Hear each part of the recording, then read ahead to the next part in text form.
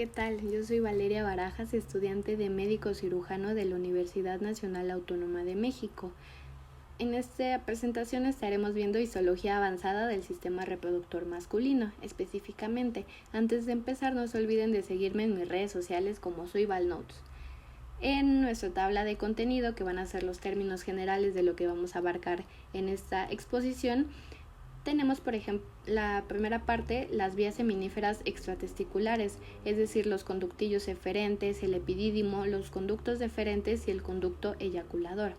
La segunda parte van a ser las glándulas anexas, es decir, la vesícula seminal, la próstata y las glándulas bulbouretrales, y nuestra tercera parte, el pene. Empezaremos a hablar entonces de las vías seminíferas extratesticulares, específicamente de los conductillos eferentes. Estos son una serie de canales o tubos que conectan a la red de testis con la parte inicial del epidídimo, es decir, la cabeza del mismo. La pared de estos conductillos consta de un epitelio cilíndrico simple ciliado en el que alternan células cúbicas no ciliadas. Esto va a tener un porqué, ya que los movimientos de los cilios de las células altas desplazan a los espermatozoides hacia el epidídimo. En cambio, las microvellosidades y las invaginaciones citoplasmáticas de las células bajas aumentan la superficie epitelial. Ahora pasamos al epidídimo. Este va a ser un órgano que contiene a los conductillos eferentes y al conducto del epidídimo, propiamente dicho. Tiene una forma de semiluna y se encuentra apoyado sobre la superficie superior y posterior del testículo. Mide aproximadamente 7.5 centímetros de longitud y se describe una cabeza, un cuerpo y una cola. El conducto del epidídimo o el conducto epididimario se pliega para caber en esta parte. Entonces, por consecuencia, en los preparados se observan cortes transversales, diagonales y longitudinales del conducto. Este va a tener escaso tejido conectivo entre ellos mismos, pero está revestido principalmente por un epitelio pseudoestratificado, en la cual veremos dos células principales. Las células principales, justamente, que son cilíndricas, altas, su altura disminuye a medida que se acerca al conducto deferente. Desde la superficie apical de estas células se extiende hacia la luz y muchas microvellosidades modificadas se van a describir como largas e irregulares, que van a recibir el nombre de estereocilios. Las células basales, que van a ser pequeñas y redondas y están apoyadas sobre la lámina basal, y también son frecuentes los linfocitos intraepiteliales, que reciben el nombre de células de halo. También encontraremos algunas células muy especiales, por ejemplo las células epididimarias, que van a tener una función absortiva como secretora. La mayor parte del líquido que no es absorbido por los conductillos eferentes se reabsorbe en la porción proximal del epidídimo, y las células epiteliales también fagocitan cualquier cuerpo residual que no haya sido eliminado por las células de Sertoli. El epitelio del conducto epididimario descansa sobre una vaina delgada de tejido conectivo laxo, en torno de la cual hay células musculares lisas dispuestas en diferentes capas. En la cabeza del conducto se posee una capa de músculo exterior circular, y en el cuerpo posee dos capas, una longitudinal interna y otra circular externa, y en la cola se agrega una capa longitudinal externa, de modo que la circular que se queda en medio de las dos capas longitudinales. Ahora pasaremos al conducto deferente y al conducto eyaculador. Pues primero vamos a hablar del conducto deferente. Va a ser un epitelio pseudoestratificado cilíndrico que se asemeja al del epidídimo. Encontraremos células cilíndricas altas que van a poseer microvellosidades largas que se extienden dentro de la luz.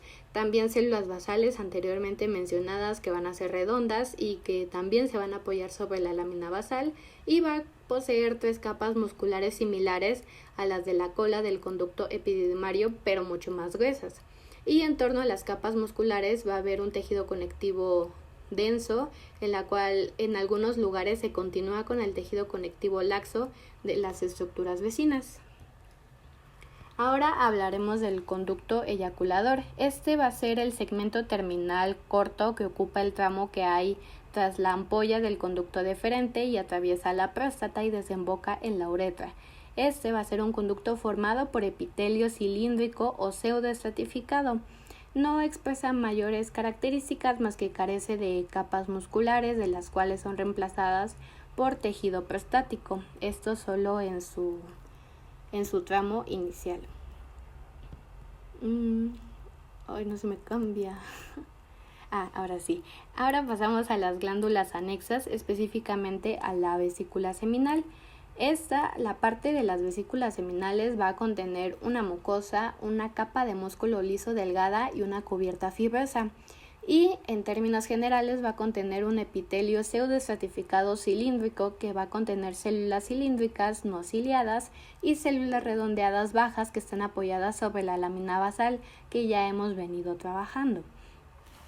La contracción de la cubierta de la muscular lisa va a tener una importante participación fisiológica. Esto porque las vesículas seminales durante la eyaculación expulsan su secreción hacia los conductos eyaculadores y contribuyen a la evacuación de los espermatozoides en la uretra. Lo que vamos a ver en las imágenes de abajo va a ser que la mucosa se caracteriza por estar muy plegada. Estos pliegues son de tamaño variable y están ramificados e interconectados. Por debajo de la superficie de la mucosa se va a extender un tejido conjuntivo laxo muy celular, que a su vez va a estar rodeado de músculo liso, que lo podemos ver como SM. Y en la imagen del lado izquierdo, en este aumento y en esta tinción se puede observar que el epitelio y el tejido conjuntivo están subadyacente. El epitelio se va a describir como pseudoestratificado y está compuesto por células cilíndricas y células basales redondeadas y pequeñas, como anteriormente lo hemos dicho. Ahora pasaremos a la próstata y a las glándulas bulbouretrales. En primera instancia hablaremos de la próstata. Está compuesta por 30 a 50 glándulas túbulo-alveolares dispuestas en 3 capas concéntricas, una capa de la mucosa interna, una capa submucosa intermedia y una capa periférica que contiene las glándulas principales. Después, la superficie anterior de la próstata va a estar ocupada por una estroma fibromuscular compuesta por tejido conjuntivo denso. Aquí encontraremos una diferencia, no moldeado con una gran cantidad de fibras musculares. Y el parénquima prostático se va a dividir en 4 zonas que son anatómicamente y clínicamente distintas. Encontraremos una zona central que contiene alrededor del 25% de tejido glandular y que se encuentra rodeado por conductos eyaculadores conforme atraviesa la próstata. Las células de esta zona poseen características morfológicas distintas, ya que tienen un citoplasma apenas basófilo y más prominente y núcleos más grandes desplazados a diferentes alturas de las células contiguas. La segunda parte que estaremos hablando es la zona periférica, que contiene el 70% del tejido glandular de la próstata y ocupa la parte posterior de la porción laterales de la glándula. Esta zona se puede palpar en el examen digital del recto. La zona de transición, que es la tercera, esta va a tener la característica de que rodea la uretra prostática y constituye apenas el 5% de tejido glandular y contiene glándulas de mucosa. Y la última zona es la zona periuretral, que contiene glándulas de mucosa y de submucosa. En cada una de las zonas prostáticas del epitelio glandular, por lo general, es cilíndrico simple, pero puede haber parcelas de epitelio simple cúbico y simple plano y a veces pseudoestratificado. La proliferación de este epitelio es regulada por la hormona dihidroesterona. Pasaremos a la siguiente, a las glándulas de Cooper. Estas se ven bastante bien al microscopio. Van a ser glándulas de tamaño de un guisante que se encuentran en el diafragma urogenital. Estas glándulas son túbulo-alveolares compuestas que estructuralmente se parecen a las glándulas secretoras de moco. y encontraremos un epitelio cilíndrico simple que está bajo el control de la testosterona. Y pasaremos por último al pene. Este va a estar conformado por un cuerpo cavernoso y un cuerpo esponjoso.